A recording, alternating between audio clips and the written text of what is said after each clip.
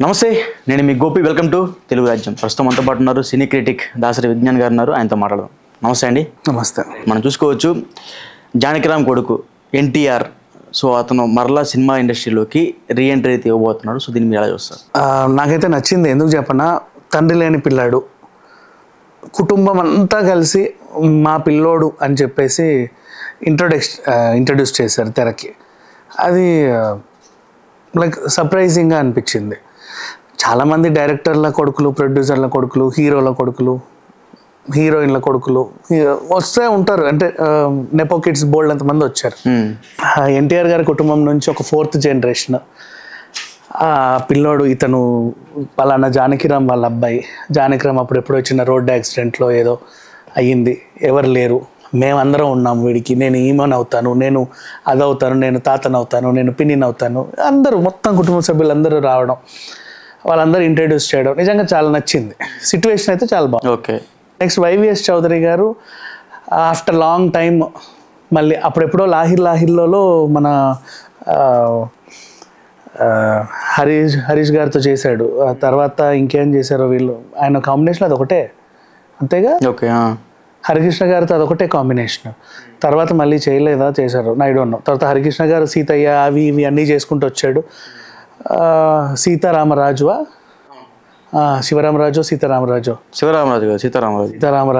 ఇంకేవో కొన్ని సినిమాలు అంతే. ఒక టైగర్ హరిశ్చంద్ర ప్రసాద్ జీ. ఓకే. యాక్చువల్గా ఈ సినిమాకి ఒక ప్రొడ్యూసర్ కాదంట, క్రౌడ్ ఫండింగ్తో ప్రొడ్యూస్ చేస్తుంట.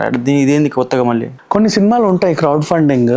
అది అంటే వైవిఎస్ చౌదరి గారిని నమ్మి నేనేదో చేస్తానని చెప్పేసి క్రౌడ్ ఫండింగ్ సినిమా. ఇప్పుడు మను అంతే క్రౌడ్ ఫండింగ్. ఇది గామి కూడా crowd funding. Okay. Something different. తప్పే 10 మంది భాగస్వాములు అవుతున్నారు. ఎంతోమంది లాభాలు వచ్చినా అందరూ పంచుకుంటారు. అంటే అతను కొత్తోడు కాబట్టి డేర్ చేయలేకపోతున్నారు ప్రొడ్యూసర్స్. చిచి అట్లేం లేదు. మరి ఇంతమంది వచ్చి ఒక హీరోని పరిచయం చేశాడు అంటే వీళ్ళే ప్రొడ్యూస్ చేస్తారు, కావాలంటే పెద్ద విషయం కాదు అది. బట్ అదొక కొత్త పరిణామం. వైవిఎస్ అలా అనుకున్నాడు క్రౌడ్ ఫండింగ్తో చేయాలి. వాళ్ళ వైఫే ప్రొడ్యూస్ అంటుంది. అంటే ఏమనుకున్నాడంటే చాలా మందిని ఇన్వాల్వ్ చేసామనుకో, ఒక లాభాలు వస్తే చాలా మందికి పంచినట్టు ఉంటుంది. నష్టం వచ్చినా ఒకడు భారీగా నష్టపోకుండా చాలా మందికి కొంచెం ఏదో ఉండిలేని నష్టం వస్తుంది. సో ఇట్స్ ఓకే, మంచి పరిణామం ఇది, దాంతో తప్పేం లేదు. బట్ ఖచ్చితంగా హిట్ కొడతారు. ఎందుకంటే పిల్లోడు ఇంట్రడ్యూస్ చేయడానికే ఇంతమంది వచ్చారు అంటే సినిమా చూస్తారు, చాలామంది ఉంటారు. అట్లీస్ట్ నందమూరి అభిమానులు చూసినా సినిమా హిట్ అయిపోతుంది. Okay, right. మీరు చెప్పినట్టు చాలామంది వచ్చారు, వాళ్ళ ఫ్యామిలీ మెంబర్స్ మొత్తం వచ్చారు, ఇంక్లూడింగ్ నాన్నమ్మ తాతలు అందరూ వచ్చారు. బట్ ఎన్టీఆర్ ఎందుకు రాలేదు అనే ఒక పెద్ద క్వశ్చన్ ఇది అందరికీ ఉంది. అందరికీ ఆ క్వశ్చన్ రాకూడదు బేసిక్గా చెప్పాలి అంటే. ఎందుకంటే అదే టైంలో లండన్లో కనిపించాడుగా, అది వదిలేసుకొని రావాలా? RRRకి అక్కడ ఒక అరుదైన గౌరవం. రాజమౌళి గారు, అలాగే రామ్ చరణ్, అలాగే ఎన్టీఆర్ అక్కడికి వెళ్ళారు. సేమ్ టైం ప్యారలల్గా ఇక్కడ ఇది జరిగింది. ఈ కాంట్ కదా, ఒకే మనిషి అక్కడ ఇక్కడ సగం సగం ఉండలేడు కదా, దేశం కాని దేశం. మళ్ళీ అందుకు రాలేదు. కనీసం ఒక చిన్న వీడియో రిలీజ్ చేసినా బాగుండేది కదా. ఒక్క నిమిషం, 1 సెకండ్. ఇవాళ రేపు విషెస్ ఎలా ఉన్నాయంటే బహిరంగంగా ప్రకటిస్తేనే విష్ చేసినట్టు, లేకపోతే కానట్టు ఉంటుంది. ఆ పిల్లోడే చెప్పాడు, జూనియర్ ఎన్టీఆర్ అన్న నాకు ఫోన్ చేసి నాకు అలా చెప్పాడు, ఇలా చెప్పాడు, ధైర్యం చెప్పాడు, కాంగ్రెస్ ఏదో అవుతారు, బాబాయ్ అవుతాడు, వాళ్ళ బ్రదర్స్ అన్నే కదా బాబాయ్, నాకు అది ఇలా చెప్పాడు, కళ్యాణ్ రామ్ బాబాయ్ అది చెప్పాడు, ఇది చెప్పాడు. ఎన్టీఆర్ రాలేదు, కళ్యాణ్ రామ్ ఎందుకు రాలేదు? ఎన్టీఆర్ రాలేదు, ఓకే, మీరు చెప్పినట్టు లండన్లో ఉన్నారు అది. బట్ నందమూరి కళ్యాణ్ రామ్ ఎందుకు రాలేదు? ఆ రోజు కళ్యాణ్ రామ్ అక్కడికి వస్తే ఇంకో చోట ఒక పెద్ద విధ్వంసం జరుగుద్ది. ఆయన నమ్ముకొని బింబిసార పార్ట్ 2 సినిమా షూట్ అవుతుంది. పెద్ద కాంబినేషన్, ఓకేనా? ఆ కాంబినేషన్ వదిలేసి ఆయన ఫంక్షన్కి అటెండ్ అయ్యాడు అనుకో, 10 మినిట్స్ వచ్చి అట్లా లొకేషన్కి వచ్చినట్టు మనకు అనుకోవడానికి 10 నిమిషాలు బాగానే ఉంటుంది. ఆ లొకేషన్కి ఈ లొకేషన్కి ఎంతో తేడా ఉంటుంది. వాళ్ళు అక్కడ నుంచి వచ్చి మళ్ళీ అటు వెళ్ళి ఆ షూట్ అటెండ్ చేయలేరు. ఆ కాంబినేషన్ ఆ రోజు పోతే మళ్ళీ సెట్ అవ్వడానికి కష్టం ఒక నిర్మాతకి. ఇంతమంది వచ్చారు, కేవలం వాళ్ళిద్దరు ఎందుకు రాలేదంట? 1 సెకండ్. ఇప్పుడు బాలకృష్ణ గారు రాలేదు, అవునా? వైఫ్ వచ్చారు కదా. విషయం ఏంటంటే ఇప్పుడు మన ఇంట్లో ఒకే ముహూర్తానికి 3 పెళ్లికార్డులు వస్తాయి. అన్నయ్య ఒక దగ్గరికి వెళ్తాడు, తమ్ముడో దగ్గరికి వెళ్తాడు, అమ్మ నాన్న ఒక దగ్గరికి వెళ్తారు, అంతేనా? వాళ్ళు అడుగుతారు అన్నయ్య రాలేదా అంటే అక్కడికి వెళ్ళారండి, తమ్ముడు రాలేదు ఇక్కడికి వెళ్ళారండి, అమ్మ నాన్న రాలేదా అక్కడికి వెళ్ళారండి. Because at a time 3 cover చేయాలి. మన ఇంట్లో మనం అడ్జస్ట్ అవుతున్నప్పుడు సెలబ్రిటీస్ ఇళ్ళలో వాళ్ళందరూ అక్కడికి రాకపోతే మనం ఎందుకు అడ్జస్ట్ అవ్వలేకపోతున్నాం? సేమ్ టైంకి వాళ్ళకి సంబంధికులు అందరూ ఉన్నారు, అందరూ వాళ్ళ కుటుంబ సభ్యులే కదా.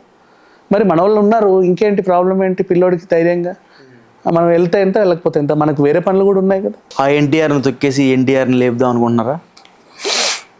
ఏ ఎన్టీఆర్ని తొక్కాలి, ఏ ఎన్టీఆర్ని లేపాలి? By talk. ఒకరు తొక్కినంత మాత్రం ఇంకొకరు తొక్కివేయబడతారా చెప్పు? తొక్కువేయబడరా ఇండస్ట్రీలో? ఎలా తొక్కుతారు? తొక్కువేయబడలేదా? పడరా కూడా? జూనియర్ ఎన్టీఆర్ అంటూ ఒక ఆయన వచ్చాడు, ఇప్పుడు కూడా ఎప్పుడో ఇన్ని సినిమాలు చేశాడు, ఒక స్టార్డమ్ తెచ్చుకున్నాడు. ఉదయకిరణ్ కూడా ఎన్నో సినిమాలు చేశాడు, ఒక స్టార్డమ్ తెచ్చుకున్నారు. తొక్కేవాళ్ళేదా? దానికి ఉదయ్ కిరణ్కి ఎన్టీఆర్ సంబంధమే. ఇండస్ట్రీలో తొక్కేరా అంటున్నా. ఉదయ్ కిరణ్కి వరుస ఫ్లాపులు వచ్చిన తర్వాత అబ్బాయికి ఏదో అయింది. ఆయన హిట్లో, సూపర్ హిట్లో ఉన్నప్పుడు ఆ ఇన్సిడెంట్ జరగల. వరుస ఫ్లాపులు. ఒక లాస్ట్లో అవునన్నా కాదన్నా, నెక్స్ట్ మళ్ళీ అదేదో పాటలు బాగుంటాయి, అదేదో సినిమా మర్చిపోయా, ఆ రెండు, అది కూడా కొంచెం ఏదో ఉండిలేనట్టు, కీరవాణి మ్యూజిక్ ఉంటుంది దానికి. అడే అంతే తప్పితే ఏం లేవు తనకి కెరీర్లో. వరుస ఫ్లాపులు చాలా రోజుల తర్వాత. సేమ్ ఇప్పుడు నితిన్ వరుస ఫ్లాపుల తర్వాత ఇప్పుడు మళ్ళీ ఎలా ఉన్నాడు? ఏమేమి ఉదయ్ కిరణ్ కూడా ఉన్నట్టు ఈ పాటికి ఇంకోటి అయ్యేవాడేమో తెలియదు. అదేదో అయిపోయింది అంతే, దానికి దీనికి సంబంధం లేదు. బట్ అసలు అంటే ఇప్పుడు ఏంటి, ఎన్టీఆర్ని ఎవడం తొక్కేయాలా ఏంటి? అంటే వాళ్ళ ఫ్యామిలీ మొత్తం కూడా అతను దూరం పెట్టేసి ఇతన్ని లేపారు. ఎవరిని దూరం పెట్టలేదు. ఫ్యామిలీ అంత, వాళ్ళ ఫ్యామిలీ అంత ఉంటుంది. అందరూ ఓ చోటికి రావాలంటే చాలా కష్టమే ప్రతి దగ్గర. ఎవరి అంటే అండ్ వాళ్ళు నిర్వర్తించే కార్యక్రమాలు కూడా బోల్డ్ ఉంటాయి. ఇప్పుడు బాలయ్య గారు ఉన్నారు, అటు సినిమాలు, లేకపోతే బసవతారకం, లేకపోతే పాలిటిక్స్. ఇంకొకరు ఉంటారు, వాళ్ళకి 100. ఎన్టీఆర్ ఉన్నాడు, ఇటు సినిమాలు లేకపోతే అది. కళ్యాణ్ రావు ఉన్నాడు, అటు ప్రొడక్షన్, ఇటు ఇంకోటి, ఇంకోవైపు నటన. బోల్డ్ అని ఉంటాయి ప్రతి ఒక్కరికి అలా.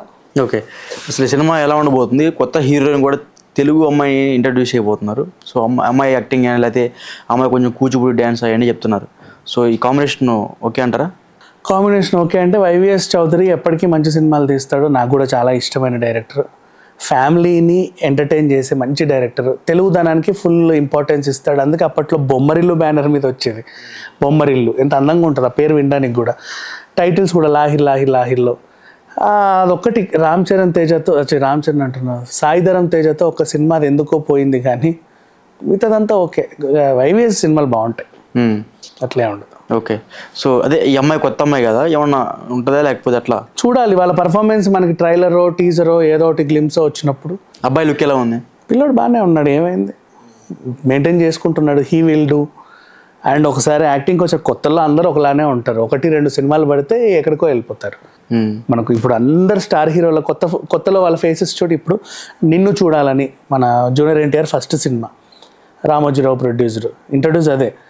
ఆ హీరోయిన్ కూడా ఎవరో రవీనా రాజ్పుత్. వీళ్ళిద్దరు ఈ కాంబినేషన్ చూడు, అప్పట్లో చూడు ఎలా ఉంటారు. ఉదయ్ కిరణ్ ఫస్ట్ సినిమా చిత్రంలో ఎలా ఉంటాడో చూడు.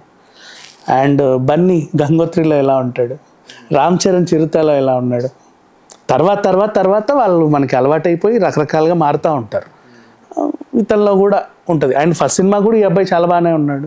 అంటే మాట్లాడడం కూడా చాలా బాగా మాట్లాడుతున్నాడు. డైలాగ్ డెలివరీ చాలా బాగుంది. వైవిఎస్ ట్రైనింగ్ ఇచ్చుకున్నాడు దించే ముందే. ఇంకే ఎదుగుతాడు. సో అదే ఇండస్ట్రీలో కొత్త హీరో అప్కమింగ్ వాళ్ళు చాలా బాగా మాట్లాడుతున్నారు. ఇతను కూడా క్లిక్ అవుతారంటారా? 100% అవుతాడు. తను బాగా పర్ఫామ్ చేస్తే డ్యాన్స్ కానీ ఫైట్స్ కానీ అభిమానులకు నచ్చేవన్నీ ఈయనలో ఎలిమెంట్స్ ఉంటే 100% లేస్తాడు. ఆ విషయంలో డౌటే లేదు. ఎవరైనా సరే, ఈయననే కాదు ఏ హీరో అయినా అంతే. సీనియర్ ఎన్టీఆర్ చనిపోయారు, జూనియర్ ఎన్టీఆర్ ఉన్నారు. మళ్ళీ ఇతని పేరు కూడా ఎన్టీఆర్. ఇతను ఏమైనా పిలుస్తారు? ఇప్పుడు నందమూరి తారక రత్న కూడా ఎన్టీఆర్ఏగా.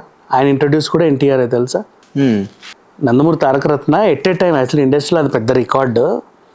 ఒకేసారి 9 సినిమాలు లాంచ్. అది ఆయన లాంచింగే 9 సినిమాలు. అందులో ఒక్కటి ఏదో హిట్ అయింది, మిగతావన్నీ కొంచెం అటు ఇటుగా అంతే. తర్వాత కొన్ని అసలు షూట్ కూడా అవ్వాల. బట్ 9 ఒకేసారి, అదొక సంచలనం చెప్పాలి. ఆయన కూడా ఎన్టీఆర్ అనే వచ్చేది, కూడా ఎన్టీఆర్ఏ. ఎన్టీఆర్ పేరు ఎంతమందికైనా పెట్టుకోవచ్చు. ఇప్పుడు వీళ్ళ కుటుంబ సభ్యులే కాదు. నీకు విషయం తెలుసా, బయట కూడా చాలామందికి ఎన్టీఆర్ పేర్లు ఉన్నాయి. అంతేందుకు కేసీఆర్ కొడుకు కూడా కేటీఆర్ కూడా తారక రామ అని ఆయన పేరే పెట్టుకున్నాడు. మరి బోల్డంత మంది పెట్టుకుంటారు బయట పేర్లు. ఎన్టీఆర్ గారి పేరు కాకపోతే ఆ పేరుని అదే స్థాయిలో నిలబెట్టగలిగాలి. ఇప్పుడు ఎన్టీఆర్ గారి పేరుని జూనియర్ ఎన్టీఆర్ ఆల్మోస్ట్ బాగా నిలబెట్టాడు. ఇప్పుడు నెక్స్ట్ జనరేషన్ ఇంకో అబ్బాయి వచ్చాడు, తను కూడా నిలబెడతాడు. అంటే ఫ్యాన్స్ కన్ఫ్యూజ్ గారా? ఏ ఫ్యాన్స్ కన్ఫ్యూజ్. ఇప్పుడు ఆయన్ని ఎన్టీఆర్ గారు, ఈయన జూనియర్ ఎన్టీఆర్ అన్నాడు, ఇతను ఏమనాలా? యంగ్ టైగర్ ఎన్టీఆర్ అన్నారు, ఈయనకి ఇంకో పేరు పెట్టుకుంటారు. అది ఇతను అంటే పెట్టుకోవచ్చు, కానీ కొన్ని వెబ్సైట్లో రాసేటప్పుడు ఎన్టీఆర్ పలానా సినిమాలో రాబోతున్నాను అంటే చాలామంది అభిమానులు కన్ఫ్యూజ్ అయ్యే అవకాశం ఉంటుంది. ఎందుకంటే కొంతమందికి ఇతను లాంచింగ్ అయ్యని కూడా తెలియదు. సో అలాంటి వాళ్ళు కన్ఫ్యూజ్ అవుతారు. టైటిల్ జూనియర్, ఓకేనా. ఇక మీద ఒకవేళ చాలామంది ఫస్ట్ సినిమాని పేరు మీద తగిలించుకుంటూ ఉంటారు. నెక్స్ట్ జూనియర్ ఎన్టీఆర్, ఇప్పుడు ఎట్లా దిల్ రాజు లాగా జూనియర్ ఎన్టీఆర్ అని కూడా అనుకోవచ్చు. ఏ junior NTR? Young tiger junior NTR వేరు, ఈ జూనియర్ ఎన్టీఆర్ వేరు. Okay, right. ఓవరాల్గా ఇతని గురించి, ఈ సినిమా గురించి, వాళ్ళ ఫ్యామిలీ గురించి ఒక మాటలో చెప్పండి. నాకు నిజంగా తెలియదు. నిన్న ఎంతవరకు అయితే వాళ్ళందరూ వచ్చి ఎంతవరకు మాట్లాడారో అంతవరకే నాకు కూడా అవగాహన ఉంది. అంతకు మించి వెనకాల నాకు తెలియదు, నేను తెలుసుకోవాలని కూడా అనుకోవట్లా. Okay, right. ఒక మాటలో చెప్పండి, నేను చెప్తాను అంటున్నా. నాకైతే నచ్చింది, అదే చెప్పా కదా. అందరు కలిసి కూర్చొని ఒక పిల్లోడిని ఇంట్రడ్యూస్ చేయడం అనేది రేర్ సిచ్యువేషన్. బాగుంది. ఒక అబ్బాయికి ధోతి ఫంక్షన్ చేసినట్టు ఉంది, సింపుల్గా చెప్పాలి అంటే. బాగుంది. Okay, right. థ్యాంక్ యూ అండి. హలో, తెలుగు రాజ్యం ఛానల్ చూస్తున్నారా? సామాజిక, రాజకీయ, జీవన చిత్రణే తెలుగు రాజ్యం. అతిశయోక్తులు, అసత్యాలు ఉండవు. రాజకీయ కోణం కాదు, ప్రజా కోణమే కొలబద్ద. తెలుగు రాజ్యం వీక్షణ మీ ఉత్తమ అభిరుచికి నిదర్శనం.